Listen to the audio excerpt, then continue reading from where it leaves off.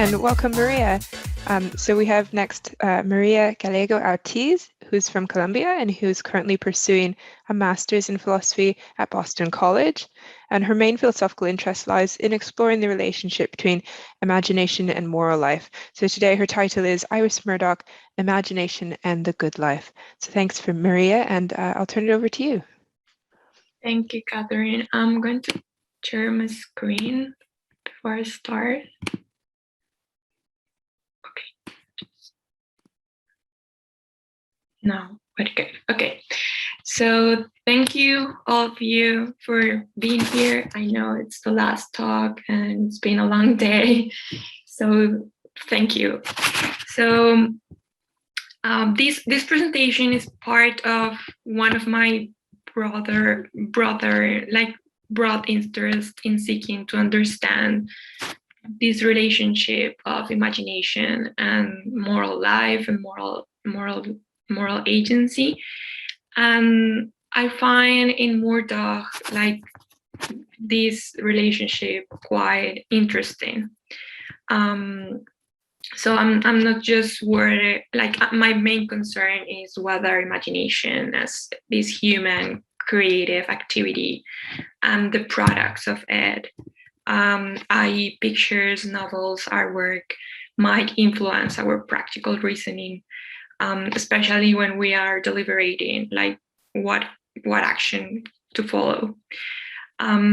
So today I'll just recover this concept of imagination in Murdoch's thought and how she thinks this relation works between imagination, moral life, and the good life.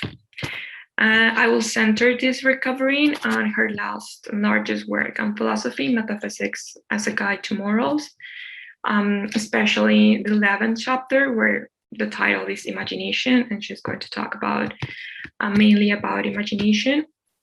I will refer to other texts, but just to clarify some points. So I'll divide this presentation in three main parts. The first one, I will give this general account of her conception of ethics. Sylvia already talked a little bit about it. And this conception of ethics is framed on her critiques to the Anglo-analytical moral theory, and Murdoch proposes this new interpretation of moral theory that takes into account moral psychology. So we'll see there that imagination will have this essential role for her conception of ethics. And then the second part will address this difference between fantasy and imagination, which she established in this chapter in Metaphysics as a Guide to Morals. And she frames this discussion and this difference in Kant and in Plato. And then we'll finally reach to her positive account of imagination, what I have called her positive account, where we'll see how her concept of imagination might influence our moral life and this conception of the good life. Okay, so I'll just want also to clarify that this is kind of my first approach to Murdoch. I love her novels, and I think in her novels we can find a lot of his philosophical ideas, and I would like later in the future to consider to search for this concept of imagination and how she applied this in the novels. But for now, it's just like this introduction to her concept of imagination and moral life.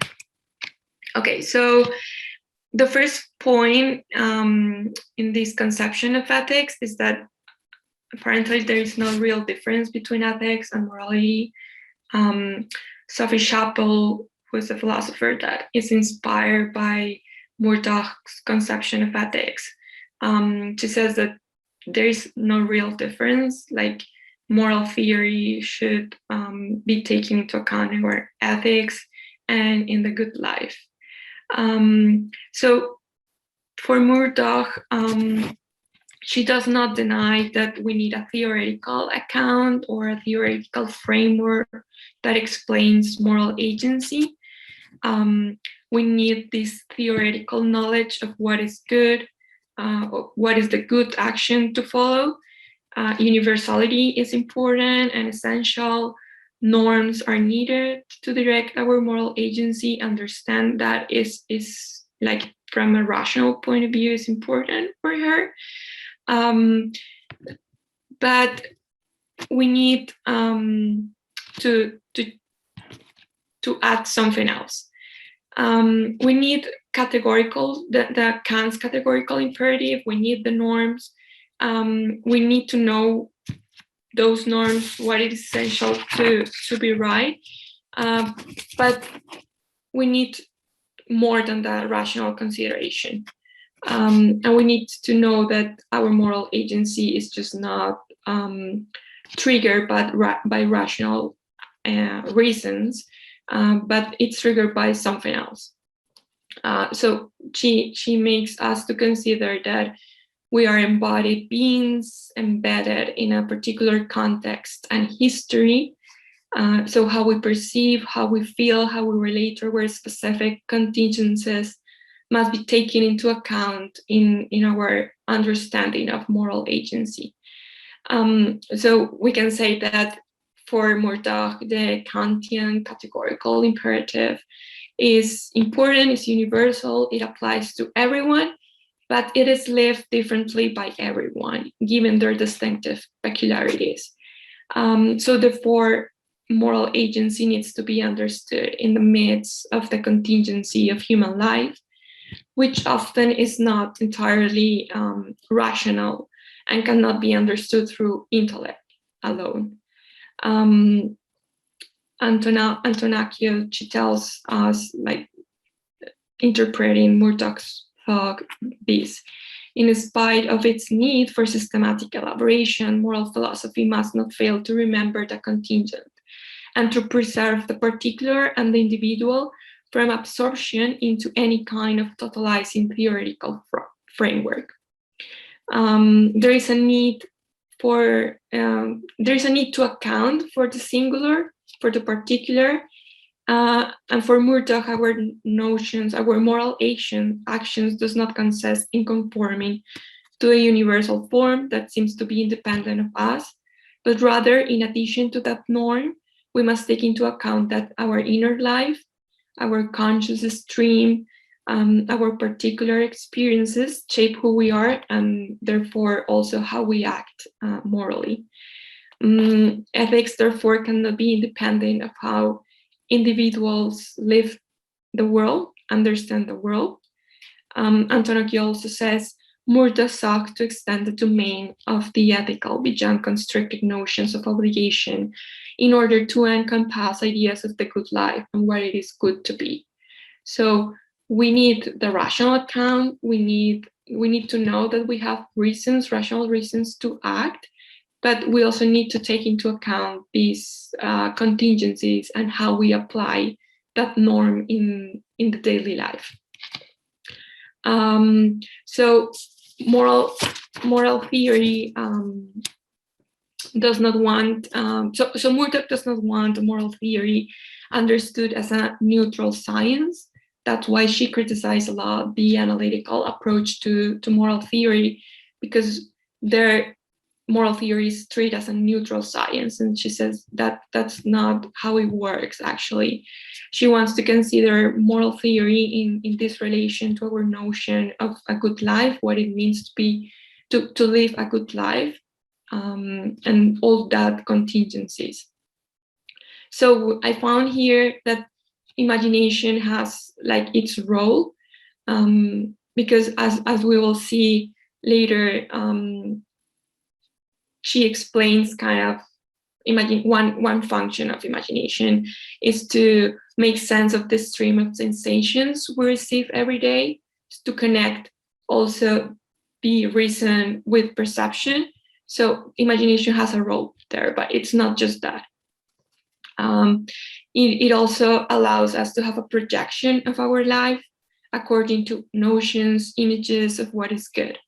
So Murdoch argues that moral philosophy must take into account this capacity to reflect on ourselves, to imagine who we are and why we can, what can we do by reviewing these ideas of ourselves and these images of what it is to be good and what the good is. In order to live this categorical imperative from Kant, or this universal norm of what it means to be good, in general, we need to take into account the circumstances and the contingencies. So following Bagnoli in her interpretation of Murdoch, she says the grain of moral life, Murdoch argue, is constituted by the continuous imaginative constructions of our mind. It is there that our individuality resides. To be able to fruitfully explore and fully explicate the nature of moral life, contemporary philosophy needs to reclaim a richer moral vocabulary and elaborate a developmental model of agency capable of accounting not only for episodic changes, but also for the kinds of failures and achievements that make sense only within a conception of the life of a person that appreciates progress and history.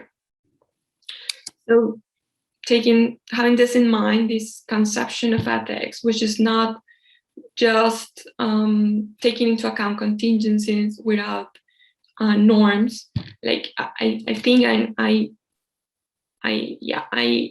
that Murdoch wants to reclaim reason in moral theory, but telling us like it's not just that. We need something else that explains how we can apply the norm, or how can we live the norm in daily life. So Murdoch is not a relativist, moral relativist. She wants the good with capital G, but she wants it to live in our daily life. So that's when this discussion between fantasy and imagination comes, how we are going to understand imagination in a way that helps us to achieve that good in daily life.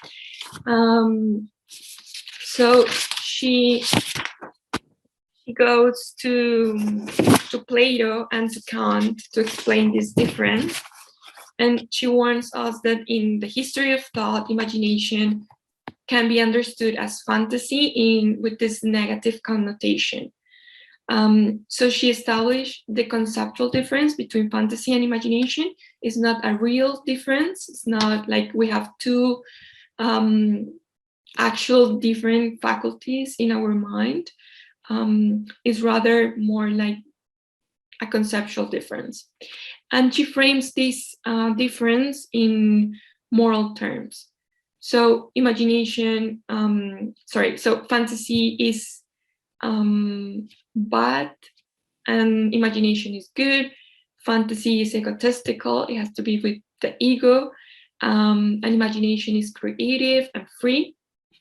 So I quote Murdoch, whereas I want to see the contrast more positively in terms of two active faculties, one somewhat mechanically generating narrowly banal false pictures, the ego as all-powerful, and the other freely and creatively exploring the world, moving toward the expression and elucidation and in art celebration of what is true and deep.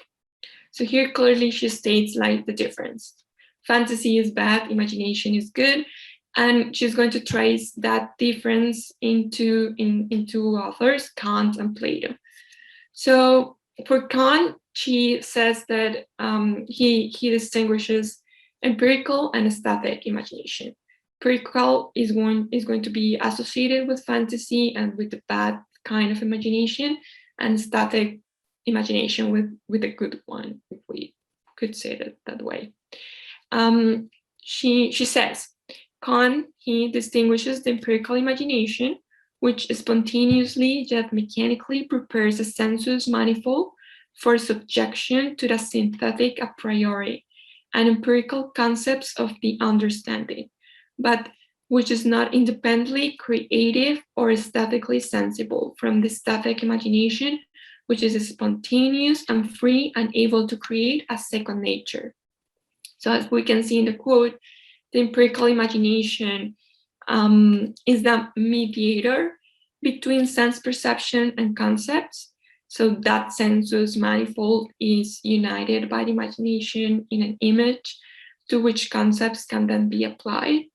Empirical imagination is what allows us to conceive the apple as an apple and not just as a sensus manifold. So this mechanical function, this is a mechanical function of imagination. There is no space for creation. And she also says that Kant is imposing limitation to this imagination, to the possibilities of this imagination, because it is just a mechanical function. It is not creative. But she also, or we can say that Murdoch, she doesn't bring all Kant's interpretation of imagination here. So she's not aware in this chapter about the epistemological problems that Kant solves with his concept of imagination.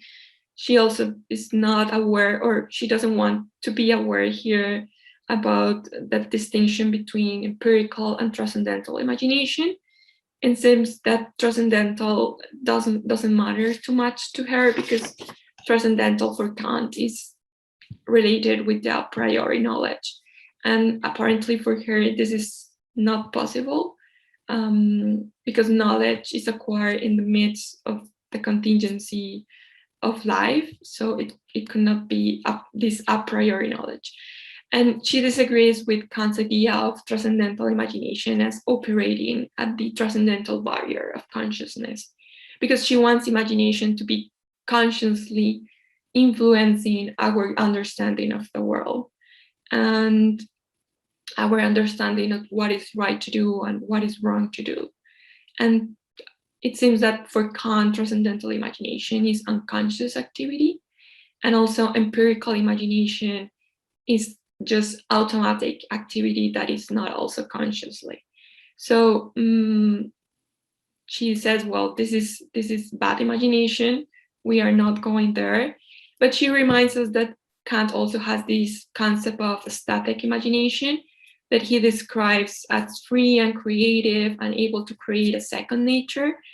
But and she wants that kind of imagination. She wants to be this active imagination.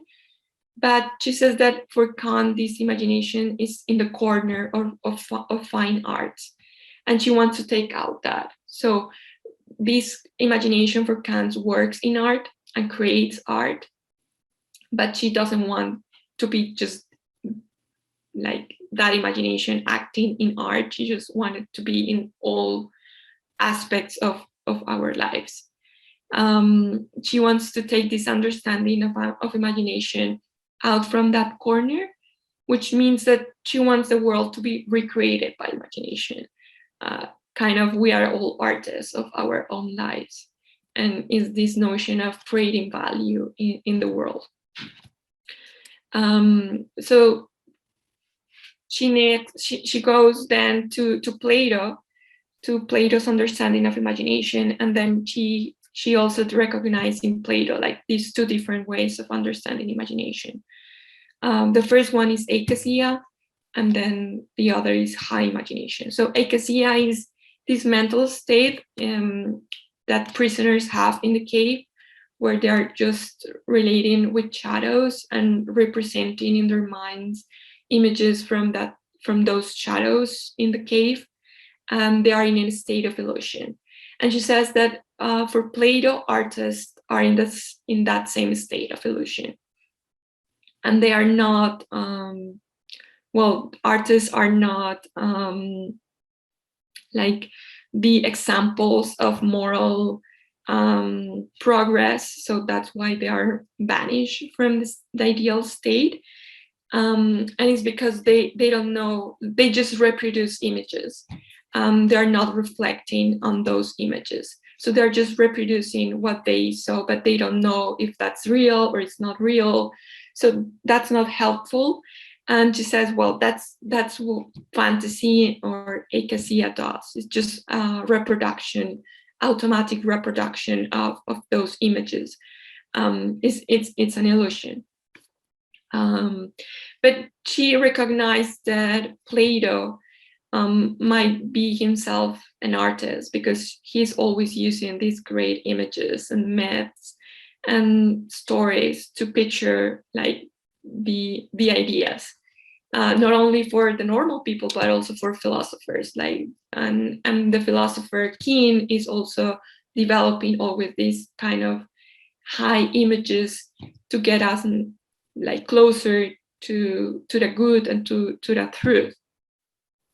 So she says that for Plato, moral progress is achieved during life, during this pilgrimage, like this destruction of images. And she says about Plato, about this pilgrimage. As we learn from the Republic, this pilgrimage consists of a progressive destruction of false images. Image making or image apprehension is always an imperfect activity.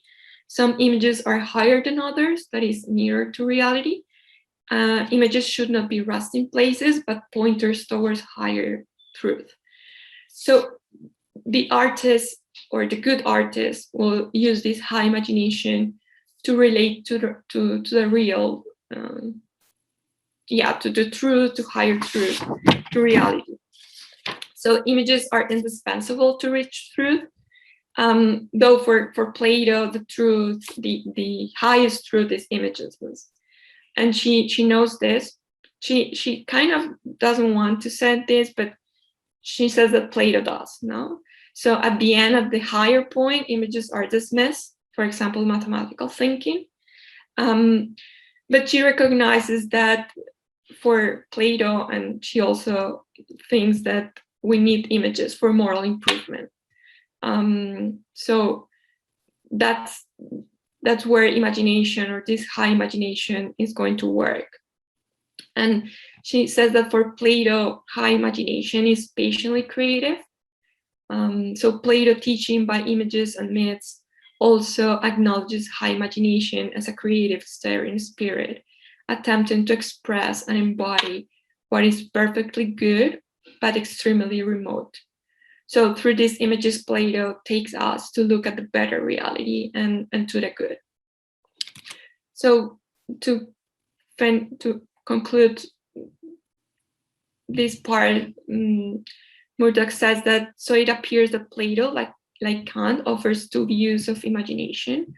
For Plato, the lower level, which for Kant is necessary automatic synthesis, is seen in human terms as the production of base illusions, or perhaps simply of the ordinary, unimaginative, egoistic scream of our conceptualizing.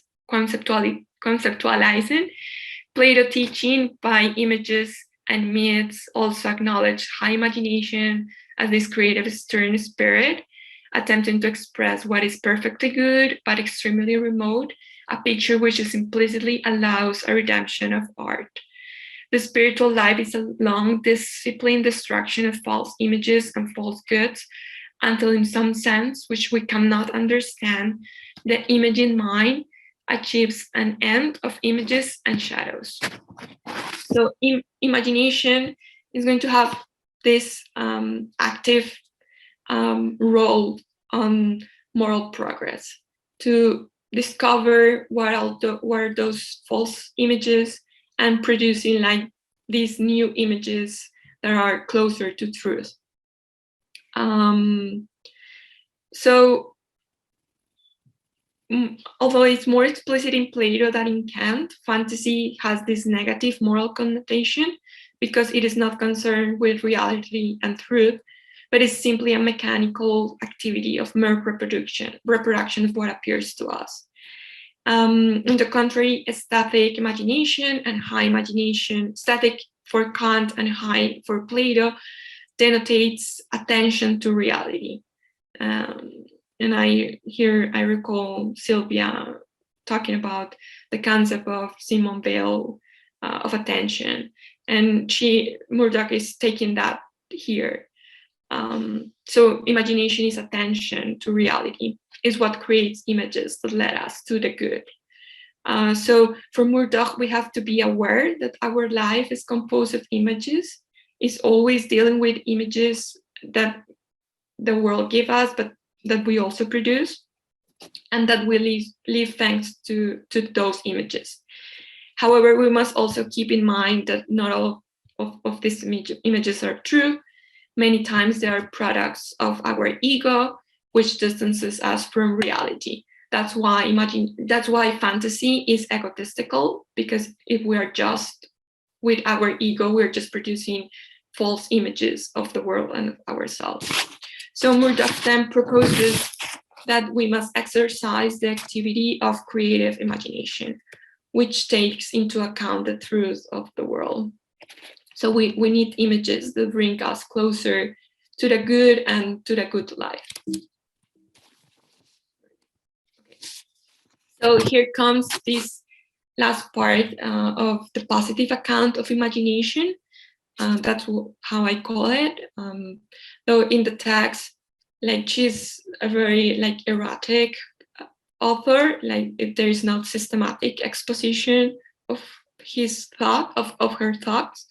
So, well, so this positive account is, well, framed in her first dialogues with Kant of Plato. And then she continues her discussion of imagination in relation to religion and art, and how this function, and how imagination functions in these life spheres.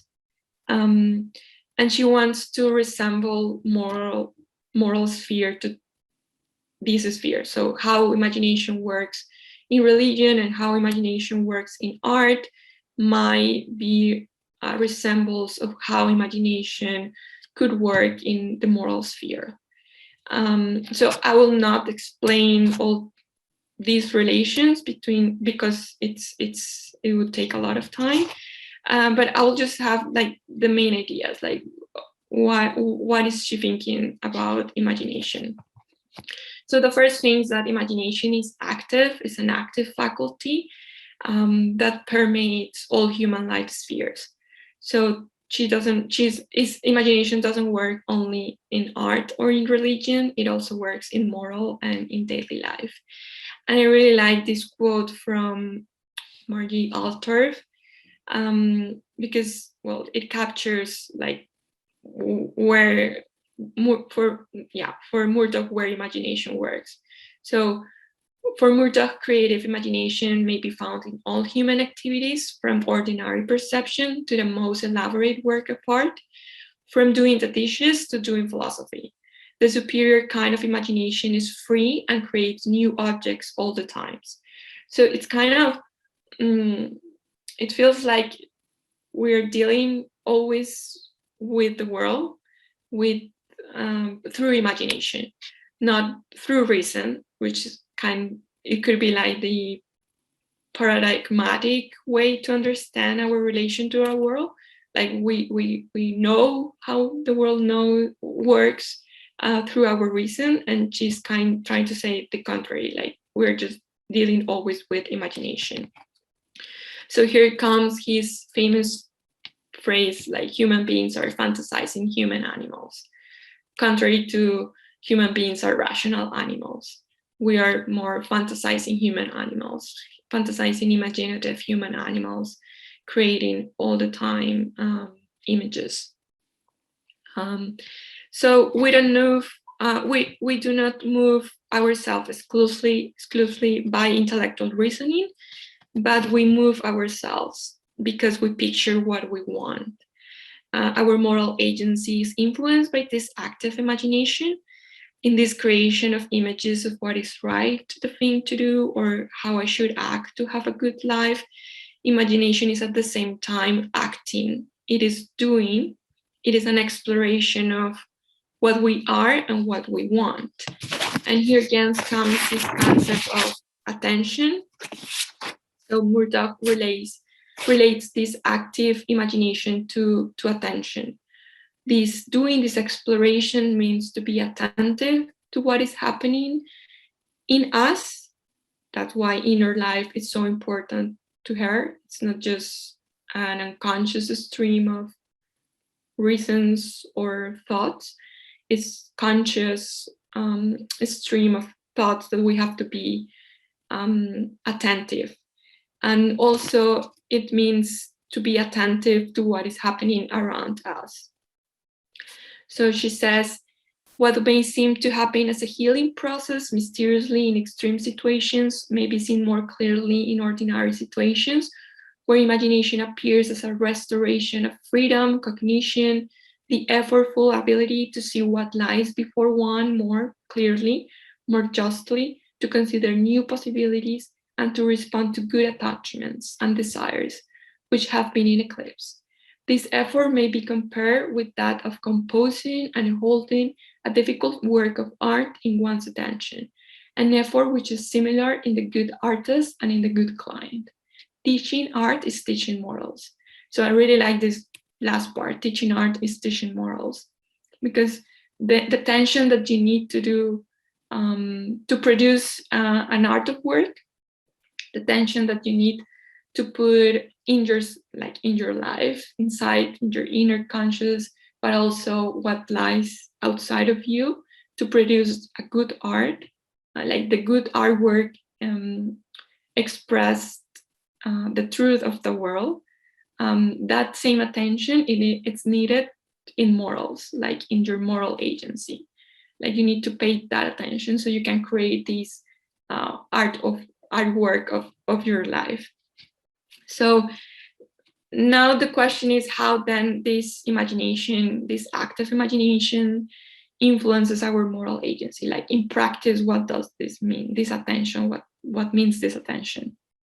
So one way is to understand this role as presenting imagining scenarios and possibilities of actions, how things can be changed, and the impact of our decisions. So picture scenarios of what's going on. So also imagination allows us to see how things look from someone else. All the seeing and picturing will help in this deliberation process in the moral reasoning. So she says, be more sympathetic, imagine her situation, see it from her point of view. Fairly everyday advice. Imagination is here a moral discipline of the mind, which would, for instance, help people not to become embittered or brutalized or stupefied by affliction. So it's kind of picture the other, picture these possibilities of action, and then you can bring those pictures in your deliberation and in your decision of what is the best way to go.